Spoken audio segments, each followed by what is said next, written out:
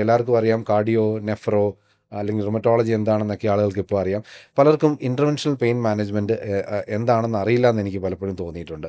അപ്പോൾ ലളിതമായൊന്ന് നമ്മുടെ പേഷ്യൻസിന് പറയാമോ, എന്താണ് ഈ ഇൻ്റർവെൻഷണൽ പെയിൻ മാനേജ്മെൻറ്റ്? നമ്മൾ മറ്റുള്ള pain management, surgery, pain killers ഒക്കെ ഉപയോഗിച്ചിട്ടുള്ള പെയിൻ മാനേജ്മെൻറ്റുമായിട്ട് ഇത് എങ്ങനെയാണ് വ്യത്യസ്തമാകുന്നത്? ക്രോണിക് പെയിൻ, അതായത് മാസങ്ങളായിട്ടും വർഷങ്ങളായിട്ടും വിട്ടുമാറാത്ത വേദന, ക്രോണിക് പെയിനിന് വേണ്ടിയുള്ള ഒരു പുതിയൊരു ട്രീറ്റ്മെൻറ്റ് മൊഡാലിറ്റിയാണ് നമുക്ക് പറയാം ഇൻ്റർവെൻഷണൽ പെയിൻ മാനേജ്മെൻറ്റ്.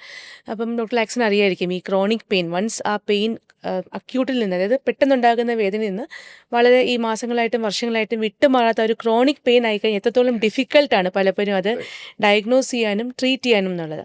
അപ്പോൾ ഇൻ്റർവെൻഷണൽ പെയിൻ മാനേജ്മെൻറ്റിൽ നമ്മൾ ഫസ്റ്റ് ചെയ്യുന്നത് ഈ പെയിൻ എവിടെ നിന്നാണ് ഉണ്ടാകുന്നതെന്നുള്ളത്, പെയിൻ ജനറേറ്റർ കണ്ടുപിടിക്കുക എന്നുള്ളതാണ്.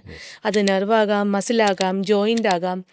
വൺസ് ആ പെയിൻ ജനറേറ്റർ നമ്മൾ ഐഡൻറ്റിഫൈ ചെയ്ത് കഴിഞ്ഞാൽ ആ പർട്ടിക്കുലർ സ്ട്രക്ചറിനെ ടാർഗറ്റ് ചെയ്തുകൊണ്ട് അൾട്രാസൗണ്ടിൻ്റെ അല്ലെങ്കിൽ എക്സ്റേയുടെ സഹായത്തോടു കൂടി അത് ടാർഗറ്റ് സ്പെസിഫിക് ആയിട്ടുള്ള ഇൻ്റർവെൻഷൻസ് എന്ന് പറയുമ്പോൾ സർജറി അല്ല, മിനിമലി ഇൻവേസീവ് ആയിട്ടുള്ള നമുക്ക് ഇഞ്ചെക്ഷൻസ് എന്ന് പറയാം. അപ്പോൾ ആ ഇഞ്ചെക്ഷൻസിലൂടെ ഈ പെയിൻ കുറയ്ക്കുന്ന ഒരു ട്രീറ്റ്മെൻറ്റ് മൊഡാലിറ്റിയാണ് ഈ ഇൻ്റർവെൻഷണൽ പെയിൻ മാനേജ്മെൻറ്റ്. പലപ്പോഴും നമുക്ക് ഈ സാധാരണ ക്രോണിക് പെയിൻ എന്ന് പറയുമ്പോൾ നമ്മൾ ആദ്യം ചെയ്യുന്നത് മെഡിക്കേഷൻസ്, മരുന്നും ഫിസിയോതെറാപ്പി, എക്സസൈസ് അങ്ങനെയൊക്കെയാണ്.